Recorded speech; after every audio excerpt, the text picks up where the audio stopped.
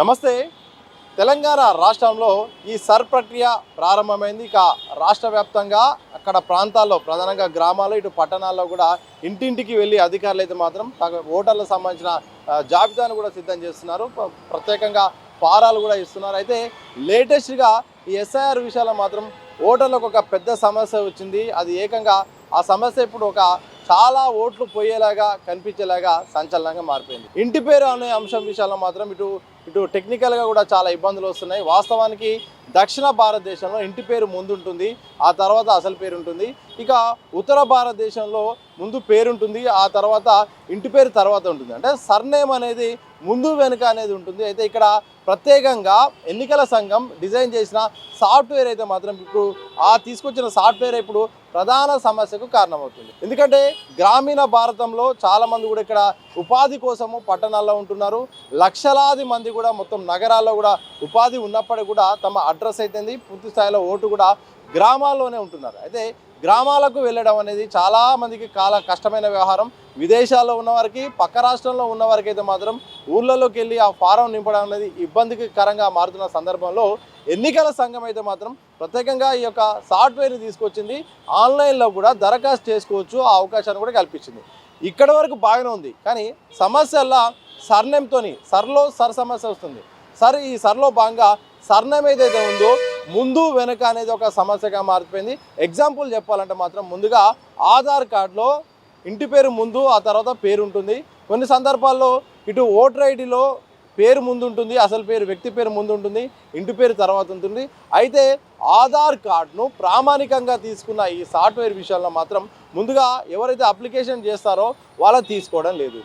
Example చెప్పాలంటే ముందుగా పేరు అనేది చాలామందికి సర్నేమ్ ముందు తర్వాత వ్యక్తి పేరు ఉంటుంది కదా, ఆ పేరు ఒకవేళ ఓటర్ ఐడికి అటు ఇటు అయిపోతే మాత్రం ఆ నేమ్ని తీసుకోవట్లేదు. ఇలా లక్షలాది మంది కూడా బాధపడుతున్నారు. మరొక ఎగ్జాంపుల్ ఏంటంటే మాత్రం ఓటర్ ఐడిలో వ్యక్తి పేరు ముందుండి ఆ తర్వాత ఇంటి పేరు ఉంటే, మళ్ళీ ఆధార్ కార్డులో ఇంటి పేరు ముందుండి వ్యక్తి పేరు తర్వాత ఉన్నా కానీ సాఫ్ట్వేర్ తీసుకోవడం లేదు. వాస్తవంగా గతంలో అంటే ఇంకా చాలా సంవత్సరాల క్రితం అయితే మాత్రం అప్పుడు ఓటరు అప్పుడు తీసుకున్న సందర్భంలో మాత్రం ఏదైతే ఓటు ఉంటుందో ఆ ఓటర్ ఐడి మీద ఇంటి పేరు కూడా లేదు, కేవలం ఇనిషియల్స్ మాత్రమే తీసుకునేవారు. ఇప్పుడు అది కూడా ఒక సమస్య అవుతుంది. అంటే ఆధార్ కార్డులో పూర్తి పేరుండి ఓటర్ ఐడిలో ఇనిషియల్తో, అంటే ఒకవేళ జి సతీష్ అని ఉంటే మాత్రం తప్పకుండా ఇటు ఇంటి పేరు ఆధార్ కార్డులో ఉండి ఒకవేళ జి సతీష్ అని ఓటర్ ఐడి మీద ఉంటే మాత్రం అది తీసుకోవడం లేదు. ఇలా చిన్న అంశాల కారణంగా సాఫ్ట్వేర్ సరిగా డిజైన్ చేయడం కారణంగా లక్షలాది మంది ఓటర్లు కూడా ఇబ్బంది పడుతున్నారు. తమ ఓటు పోతుందో అన్న భయం కూడా ఉంటుంది. ఎందుకంటే చాలామంది ఉద్యోగాలు చేస్తుంటారు, పక్క రాష్ట్రంలో ఉంటున్నారు, సెలవులు పెట్టుకొని ఊరికి వెళ్ళడం అనేది చాలా కష్టతరంగా ఉంటుంది. విదేశాల్లో ఉన్న వారికైతే మాత్రం ఇంకా సమస్య ఉంటుంది. విదేశాల్లో ఉన్న ఓటు కోసం కూడా ఊరికి వచ్చి ఓటు వేసేవారు ఇప్పటికి కూడా ఉన్నారు. అలాంటి వారి ఓట్ల పైన కూడా చాలామంది ప్రభావం పడే అవకాశం ఉందని కూడా ఆవేదన చెందుతున్నారు.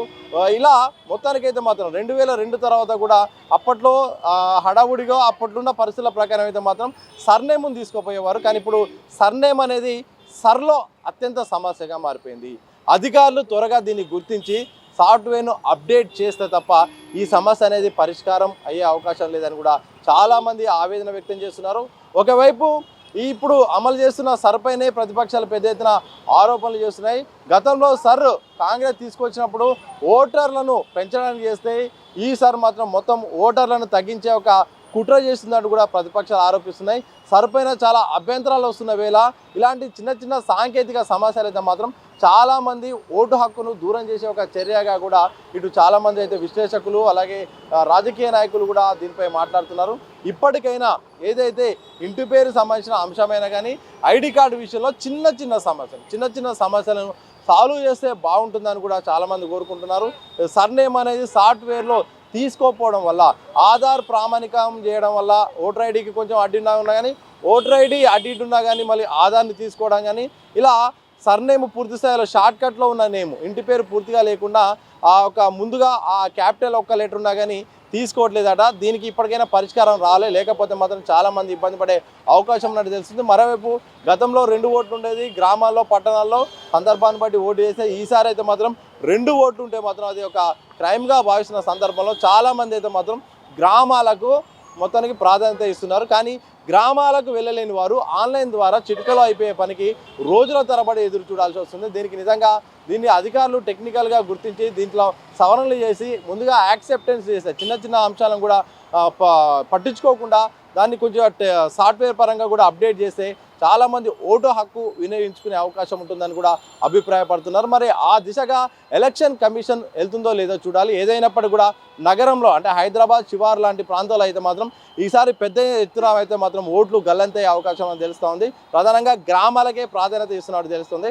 హైదరాబాద్లో ఏదో ఒక అడ్రస్ ప్రూఫ్ ఉంటే చాలు, ప్రధానంగా గ్యాస్ కానీ లేకపోతే కరెంటు బిల్ కానీ ఏదో ఒకటి అడ్రస్ ప్రూఫ్ ఉంటే చాలు, ఇక ఓటు ఉన్నా లేకున్నా పర్లేదు అనుకుంటున్నారు. గతంలో అయితే మాత్రం ఇక్కడ ఓటర్ ఐడి ఉంటే చాలు, ఓటర్ ఐడి ఉండాలి. ఓటర్ ఐడి అనేది ఓటు హక్కు కోసం కాకుండా అడ్రస్ కోసం ఉపయోగించేవాళ్ళు. కానీ ఇప్పుడు అడ్రస్తో సంబంధం లేకుండా అడ్రస్ సంబంధించినవి గ్యాస్ అయితే ఇంకా రకరకాలు ఉండడం వల్ల కూడా ఈజీ అవుతుంది. ఇలా మొత్తానికైతే మాత్రం ఓటు హక్కు విషయంలో విషయంలో మాత్రం మొత్తానికి చర్చ జరుగుతున్న సందర్భంలో చాలామంది అయితే మాత్రం సాంకేతికంగా ఇబ్బందులు పడుతున్న ఈ నేపథ్యంలో ఈసీ ఇప్పటికైనా కానీ ఈ యొక్క సవరణ చేసి కాస్త ఎవరైతే ఈ సర్నేమ్ సంబంధించిన ఇబ్బంది ఉందో, సాంకేతికంగా ఇబ్బంది ఉందో వాళ్ళ సమస్య పరిష్కరించాలని కూడా చూస్తున్నారు. మరి ఆ దిశగా ఈసీ ముందడుగేస్తుందా లేకపోతే ఇలాగే వదిలేస్తుందా అనేది మాత్రం భవిష్యత్తులో తెలిసే అవకాశం ఉంది.